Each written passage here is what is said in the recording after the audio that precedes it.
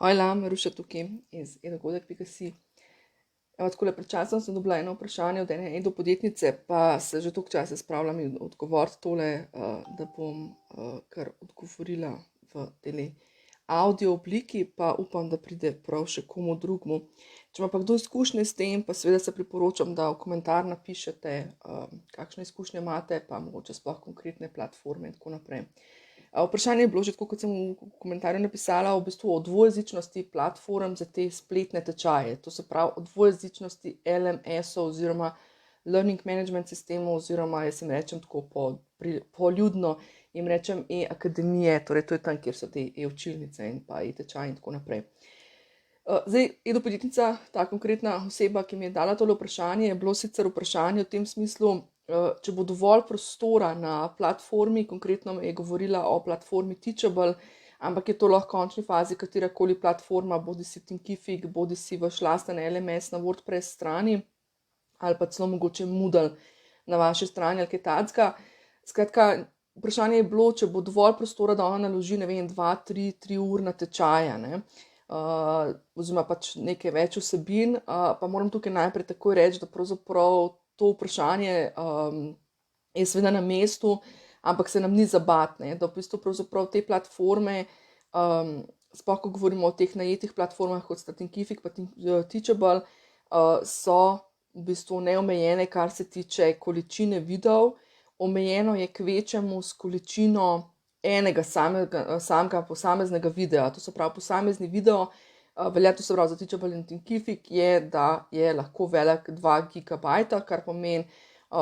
če slučajno posnamete večji video, to pride predvsem, če snimate res z nekimi profi kamerami ali pa z nekimi, ali pa z res dobrimi telefoni, pa da je posnetek malo daljši, potem bi se znalo zgoditi, da pride prek 2 GB, drugače pa načeloma, jaz sama osebno imam posnetke, ki so narejeni s spletno kamero, pride 50 videov, v bistvu 1 giga, no. Skratka, sama ta dilema glede tega, ali bi bilo to preveč, premalo, oziroma če bo to šlo gor, ni problem. Sploh ni dileme, to bo šlo. Bolj se pa tukaj v tem kontekstu zavprašati, kaj pravzaprav oziroma kako pravzaprav narediti, da imamo lahko dvojezično platformo. Namreč podjetnica me je spraševala o tem, kako imeti mogoče tečaj v slovenščini in pa tečaj v angleščini. In tukaj pa pride do tistega hakeljca, kjer pa pravzaprav je treba majčkeno bolj strateško premisliti. Namreč,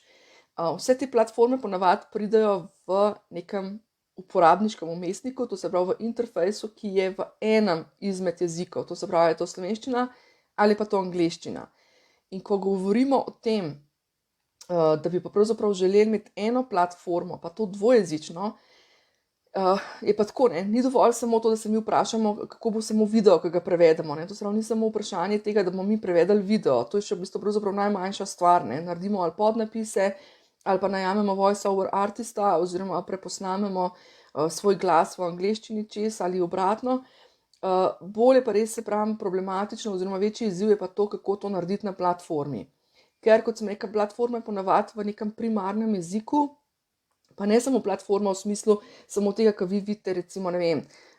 gumbe, pa ne vem, vse ta, bom rekla, ta uporabniški vmesnik, ki ga vidite, ampak v končni fazi tudi vsi maili, vsi notificationi, ki prihajajo na maile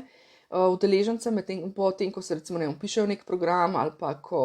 če imamo če karkoli drugega nastavljamo, so ponavadi pač napisani te maili v enem, torej primarnem jeziku. Tako da tukaj je treba zelo podrobno razmisliti, kako pravzaprav za platformo, ki jo imamo, kako rešiti to situacijo. Zdaj, tukaj Thinkific recimo je tukaj super varianta, raven zato, ker pravzaprav lahko nastavimo, da udeleženci sami izberejo svoj jezik, ki ga želijo uporabljati. Seveda moramo potem poskrbeti pač, da so te notificationi, oziroma ta obvestilca pa maili, ki jih nastavljamo v ozadju, da so pač dvojezični, ne. Podobno je s Teachable, ne, to se pravi, vsa obvestilca in vse zadeve, ki prihajajo, morajo biti nekako dvojezična.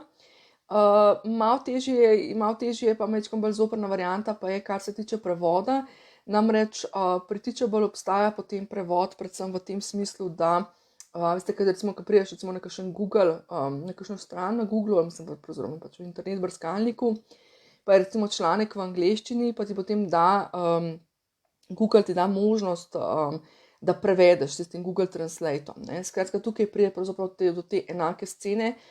torej Teachable nima nativno notar nekega sistema, kjer bi lahko, tako kot pri Thinkificu, uporabnik izbral nek drug uporabniški jezik oziroma jezik tega sistema, ampak je v bistvu potem ta funkcija z Google Translatom. Tako da v bistvu to je to, treba je predvsem res razmisliti, kako pravzaprav narediti potem samo strukturo, pa cel ta, bom rekel, uporabniški pristop, vso to izkušnjo uporabniško, kako nastaviti, kako zastaviti, da bo ok in da bo, bom rekla, da bo fair za oba jezika, ker v vsakem primeru enkrat eden bo primarni, drugi pa pač nek sekundarni ali kakorkoli. Tako da tukaj bi skoraj predlagala, to se pravi, ena varianta je to se pravi, da na Thinkificu recimo imamo to opcijo, da ljudje udeleženci izberejo jezik sami, na druga varianta, to se pravi s tem Google Translatom. Tretja varianta, ki pa jo jaz bolj priporočam, je pa to, da dejansko uporabljamo, imamo nekako dva sistema, eden je v slovenščini, torej praktično dve platformi, ena je v slovenščini, druga je v angleščini. Gre namreč dostikrat tudi za to, da že v samem naslovu, to se pravi v URL naslovu naše e-akademije,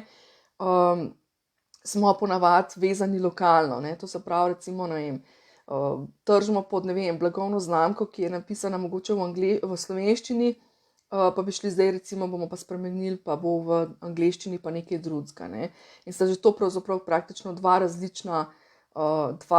URL naslova in praktično, bom rekel, najlažja, najelegantnejša rešitev, dve različni platformi. Tako da, toliko na hitrico. Če ima kdo od vas kakršnokoli izkušnjo ali pa celo, da delate sami dvojezično svoje spletne tečaje, pa da uporabljate eno platformo, se pa res priporočam za kakršenkoli vpogled ali pa kakšno drugo rešitev oziroma kakšen drug način, kako to narediti, da je seveda user-friendly, pa user-friendly za naše uporabnike, naše udeležence, pa konec koncev, da ni, bom rekla, potem tudi za nas kot izvajalce preveč dvojnega dela.